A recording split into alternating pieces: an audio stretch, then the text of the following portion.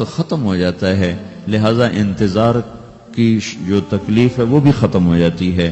وقت ختم تو انتظار کا احساس ختم، اور ٹائم کے گزرنے کا احساس ختم۔ تو جیسے اصحاب کہف کو اللہ نے غار میں داخل کر کے تو غار کے اندر سے وقت کو نکال کے باہر پھینک دیا، باہر 300 سال گزرے، اندر آدھا ہی دن گزرا تھا۔ وہ جب اٹھے تو وہ 25 برس کا نوجوان 325 سال کا ہو کے نہیں اٹھا، وہ 25 سال کی عمر میں اٹھا ہے۔ نہ ناخن بڑا ہے، نہ مونچھیں بڑی ہیں، نہ ان کی داڑیاں لمبی ہوئی ہیں، چونکہ تو زندہ تھے، مر نہیں گئے تھے۔ تو زندہ کے تو بال بھی بڑھتے ہیں، ناخن بھی بڑھتے ہیں، لیکن وہ اس طرح اٹھے کہ 300 برس گزر گئے، اور 25 برس کا نوجوان 25 سال کی عمر میں اٹھا ہے، 20 برس کا 20 برس کی عمر میں اٹھا ہے۔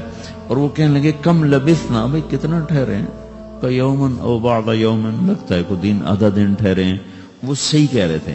باہر اللہ تعالیٰ نے وقت کی گھڑی کو چلائے رکھا، اور اندر غار میں اس کو سوئچ آف کر دیا، نکال دیا، یہاں وقت کو داخل نہیں ہونے دیا۔ تو وقت کے گزرنے سے جو بھی اثرات مرتب ہوتے ہیں وہ ان پر مرتب نہیں ہوئے، تو وہ 20 آدھے ہی دن کے بعد اٹھے ہیں، باہر 300 سال، اندر آدھا دن۔ یہی کچھ اللہ تبارک و تعالی برزخ میں کر دیتا ہے، وقت کو ختم کر دیتا ہے، گزرنے کا احساس نہیں ہوتا ہے۔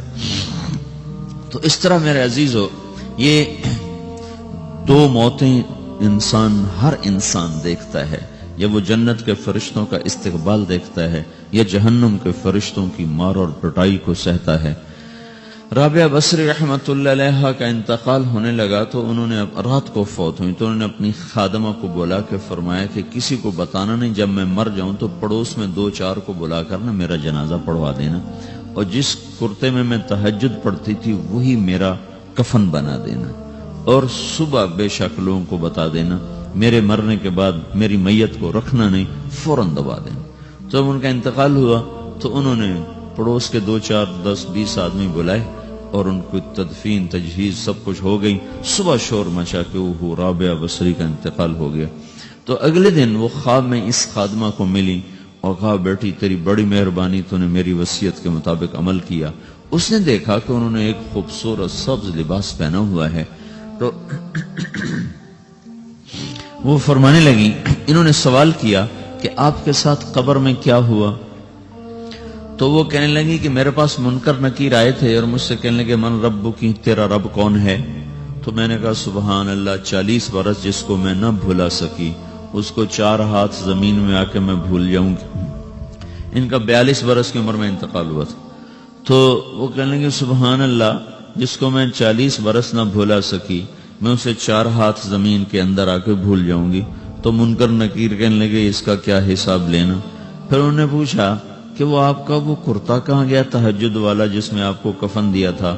کہ وہ اللہ نے مجھ سے لے لیا ہے اور میرے اعمال کے خزانے میں رکھ دیا ہے، قیامت کے دن میرا وہ کرتا بھی میرے ترازو میں تولا جائے گا، اور مجھے یہ لباس پہنایا ہے جو جنت کا لباس ہے۔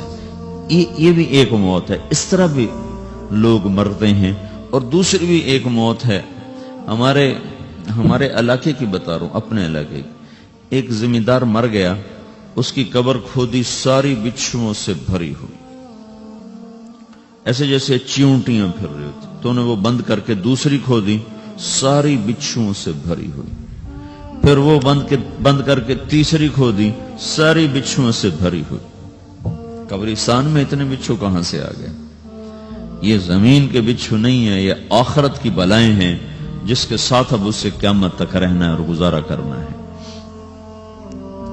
تو یہ 2 طرح کی موتیں روزانہ لوگ مرتے ہیں، روزانہ لوگ مرتے ہیں۔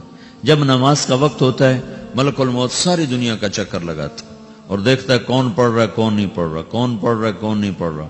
جو نماز کی پابندی کرتا ہے اس کی موت آسانی سے ہوتی، جو نماز میں غفلت کرتا ہے اس کے ساتھ موت کے وقت شدت اور سختی اختیار کی جاتی۔ تو بھائیو، یہ ایک جسم ہے، ایک روح ہے۔ روح باقی رہنے والی چیز ہے، جسم مٹ جاتا ہے، پھر اللہ سے قیامت کے دن نیا جسم عطا فرمائے گا، ایک نیا جسم دیا جائے گا۔ روح وہی ہے جو اللہ کے خزانوں میں جمع ہو جاتی ہے۔ نافرمان کی سیاہ کالی روح ہوتی، فرما بردار کی روشن چمکدار روح ہوتی ہے۔ تو اللہ نے کچھ تقاضے جسم کے رکھے ہیں اور کچھ روح کے رکھے ہیں۔ جسم کے تقاضے پورے نہ کرو تو یہ پریشان ہو جاتا ہے، روح کے تقاضے پورے نہ کرو تو یہ پریشان ہو جاتی. روح کی پریشانی جسم سے زیادہ ہے، چونکہ روح کی طاقت جسم سے زیادہ ہے. جسم مٹی سے بنا ہے، اس کی غذا بھی مٹی سے نکلتی ہے. روح آسمان سے ہے، اس کی غذا بھی آسمان سے ہے. روح کا تعلق جب تک اللہ سے نہیں جڑتا اس بھوک اور پیاس لگتی رہتی ہے. جسم کو جب تک روٹی اور پانی نہ ملے یہ تڑپتا اور پریشان رہتا ہے. جیسے اللہ تعالیٰ نے ہمارے جسم میں روٹی اور پانی کی طلب کو بے ساختہ رکھ دیا ہے. میں بیان کے دوران بھی پانی پی رہا ہوں، آپ دیکھ رہے ہیں کہ میرا حلق سوکھ جاتا ہے، مجھے طلب محسوس ہوتی ہے پانی.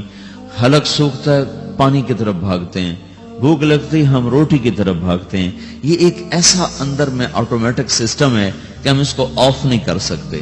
یہ سوتے سوتے بھی بھوک کی وجہ سے آنکھ کھل جاتی، سوتے سوتے پیاس کی وجہ سے آنکھ کھل جاتی ہے. یہ ایسا خود اللہ تعالیٰ نے ساختہ نظام بنایا ہے کہ آپ اپنے جسم میں روٹی اور پانی کی طلب کو نہیں نکال سکتے. میرے عزیزو، ٹھیک اسی طرح اللہ نے انسانی روح میں اپنی طلب رکھ دی ہے اور اپنے رسول کی طلب رکھ دی ہے. یہ دو طلب ایسی ہیں کہ یہ آپ کے جسم روح سے نکل نہیں سکتی. جیسے بھوکا روٹی نہ کھا لے، پیاسا پانی نہ پی لے، اسے چین نہیں آ سکتا. وہ روح جو اللہ اور اس کے رسول سے نہ آشنا ہے، جب تک وہ وہاں تک پہنچ نہیں جاتی اسے چین نہیں آ سکتا، اس کا اندر پریشان رہے گا. 1997 میں جب جنید جمشید سے میری پہلی ملاقات ہوئی تو اس نے مجھ سے یہ سوال کیا کہ مولوی صاحب، ایک پاکستانی نوجوان جس گلیمر کو خوابوں میں دیکھتا ہے وہ گلیمر تو مجھے زندگی میں ویسے ہی حاصل ہے. میرے چاروں طرف زندگی کا رقص ہے اور میری زندگی کی ہر خواہش، ہر تمنا پوری ہے. اس کے باوجود میرے اندر اندھیرا ہے، میرے اندر خلا ہے.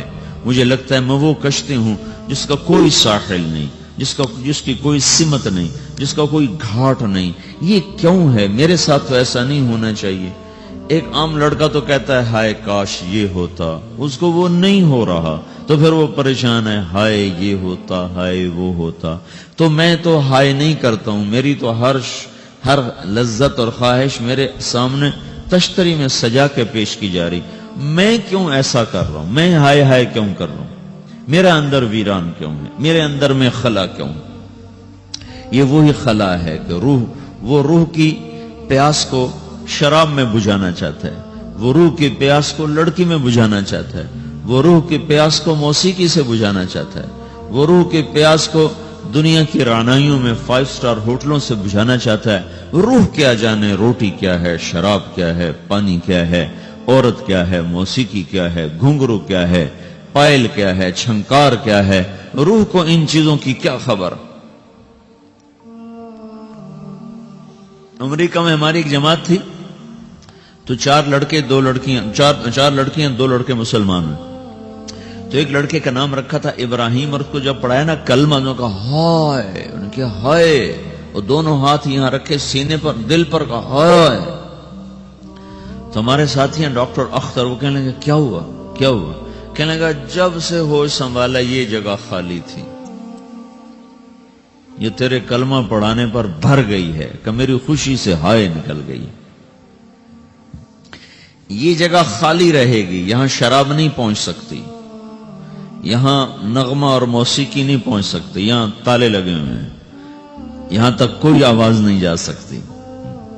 دل کے تاروں پر ایک ہی نغمہ چڑھ سکتا ہے اور وہ اللہ کی یاد کا ہے اور اللہ کی محبت کا ہے اور اللہ کے رسول کی محبت کا ہے. باقی کوئی مضراب ایسا نہیں جو ان تاروں کو چھیڑ سکے، باقی کوئی چیز آواز ایسی نہیں جو دل کی دنیا پر جا کر دستک دے سکے. یہاں بند دروازے ہیں، یہاں صرف اللہ پہنچے گا، اللہ کے رسول کا تعلق